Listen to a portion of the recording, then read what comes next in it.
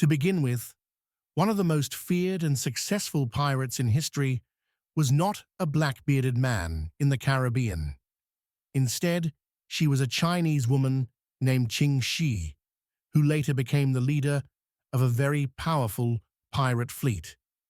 She was born into a poor family, and from a young age, she struggled to survive. While she was growing up, she worked different jobs to earn money. Then everything changed in 1801 when she met a famous pirate leader named Zhong Yi. She discovered a new way of life thanks to Zhong Yi, who was the commander of a well-known crew of pirates known as the Red Flag Fleet. They quickly became close, and Zhong Yi wanted to marry her. Qing Shi agreed, but only after she had set some requirements. She wanted to share leadership equally and receive half of the captain's treasure. After he had accepted the conditions, they got married. She was sailing the high seas with her husband and learning the tricks of being a pirate.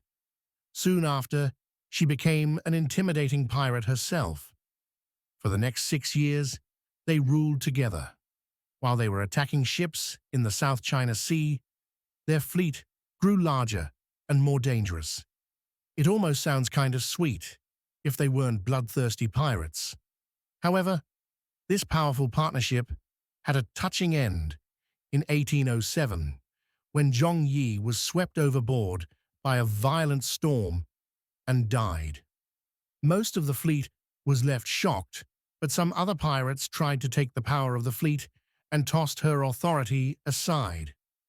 Qing Shi did not give up and managed to take control of the entire fleet herself and commanded somewhere between 50,000 and 70,000 pirates.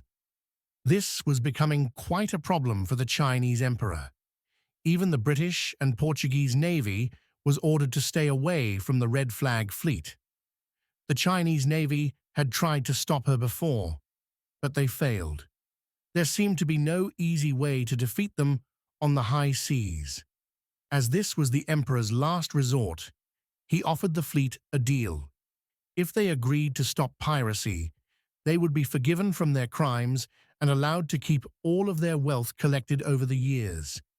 It was a great deal, so the Red Flag Fleet decided to accept the offer and end the reign of Qing Shi.